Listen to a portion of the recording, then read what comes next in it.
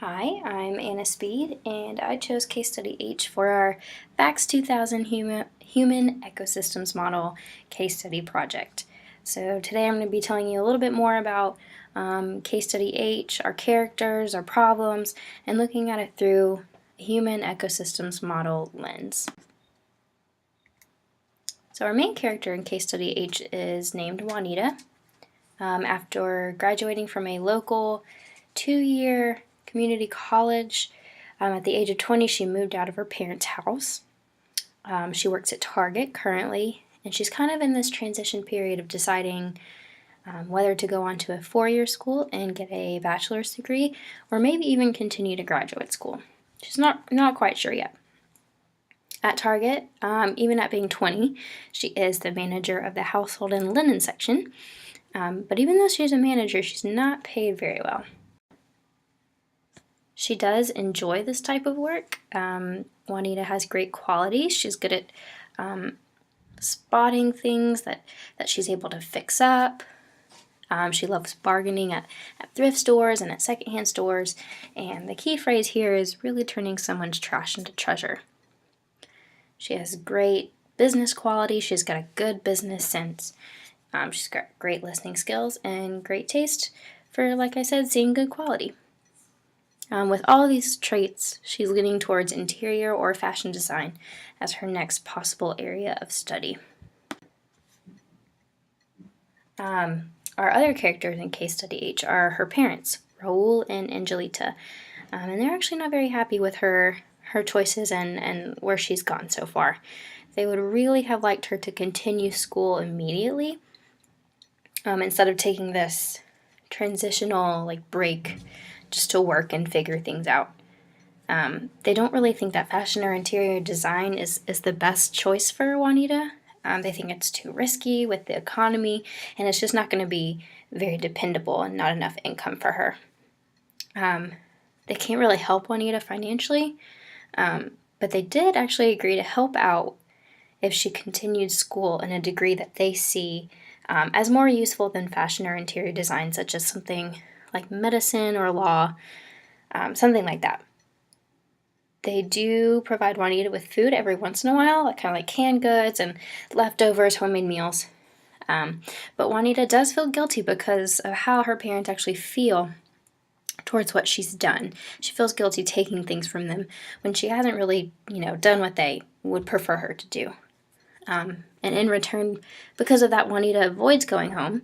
She hasn't been eating that great. She'll go to fast food, something cheap that she thinks she can afford, but something that's really not nutritious and not that great in the long run. Also, because of her low income, her apartment remains pretty bare due to lack of funds and resources and that kind of thing. So she can't really furnish like she would like to. It's probably not as comfortable. And at this time, she's considering getting in contact with her family and consumer sciences teacher from high school. Maybe as a way to get advice or get another perspective. So the issues and the problems, really, in this case, for one, I would say, is Juanita's income. Because she doesn't have the resources, because she's not getting a higher income, she's not able to furnish her apartment fully. She can't really afford to get groceries, like healthy food, so that's a whole issue health-wise.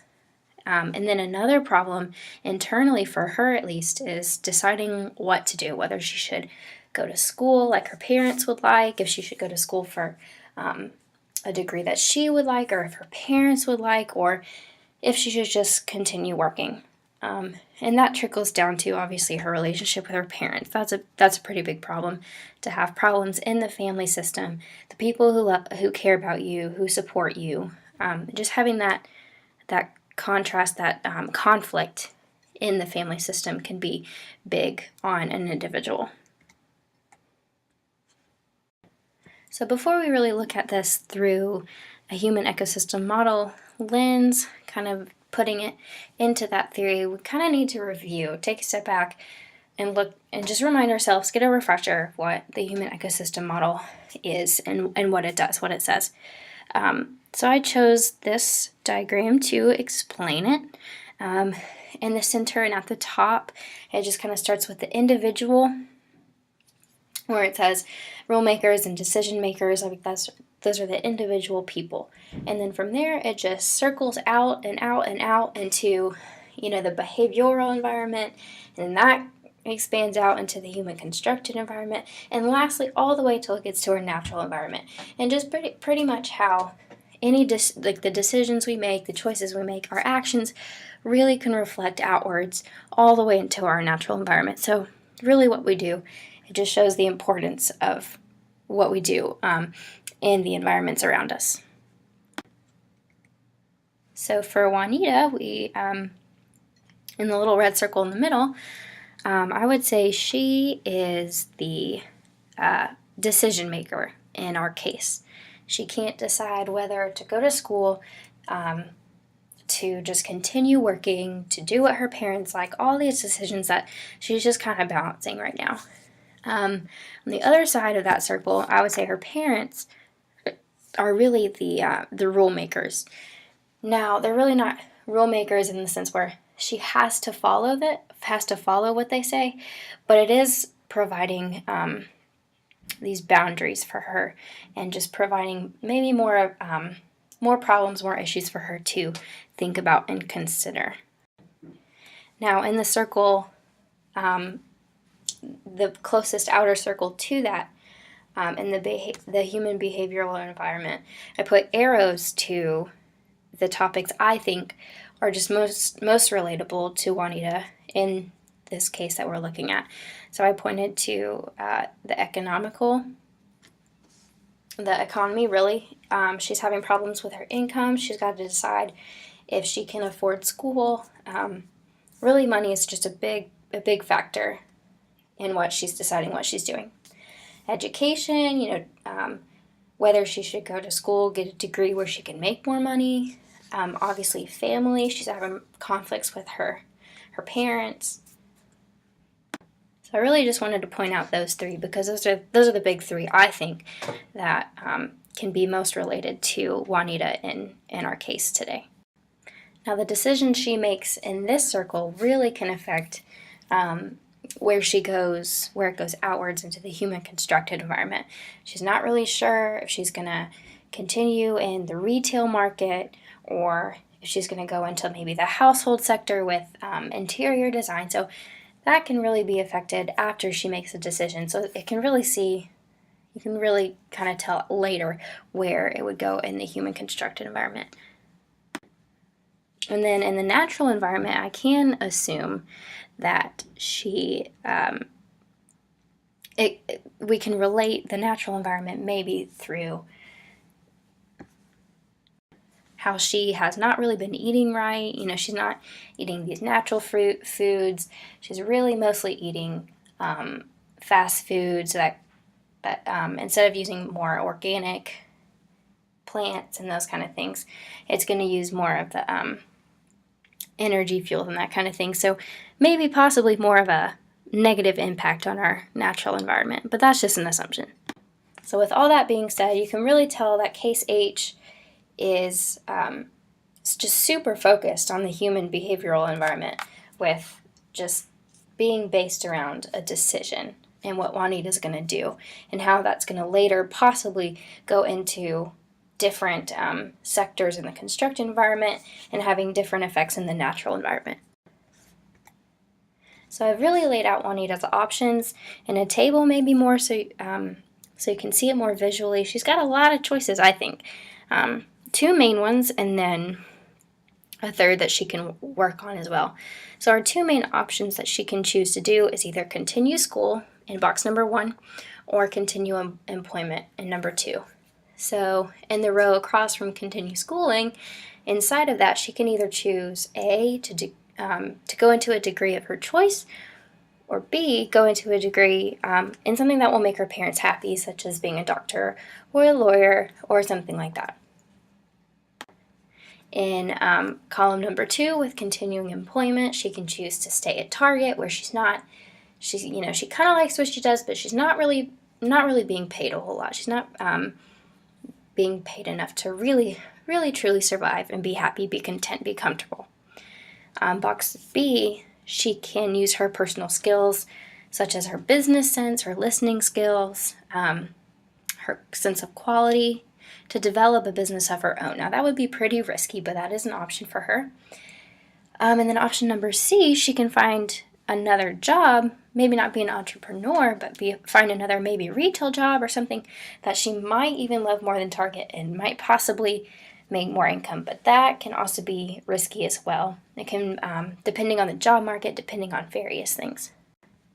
And for Juanita's overall happiness, I included row number 3 for parents because, and I kind of made it a different color because she can really choose these whether she continues school or whether she continues employment. And that would just be to choose to continue to be more distant with her parents, kind of like the path that she's on right now. B, she could ask for help, maybe have a good sit-down discussion with them, and choose to improve their relationships. And then in box C, in a positive way, confront her parents more about personal choices. Now, this box is really, I would say, for when she chooses, if she chose school in a different degree that they like, or if she continues employment, just having a confrontational discussion about what she likes and what she thinks she deserves. Now, looking at her 2 main choices, including in the human ecosystems model, as far as continuing school goes, it would be going into choosing a human constructed environment, kind of choosing that sector where she's going to go. So that's kind of how continuing school and choosing a degree would go into that. However, if she did continue school, she would most likely continue lacking economically in that human behavioral environment sector, the economical sector. She would probably continue to have problems there. However, she would increase educationally. And for choice number 2, if she considered continuing working, she would contribute economically. She would have a chance to increase economically, increase her income. And then obviously with her parents, there's a chance for her to increase that familial relationship as well.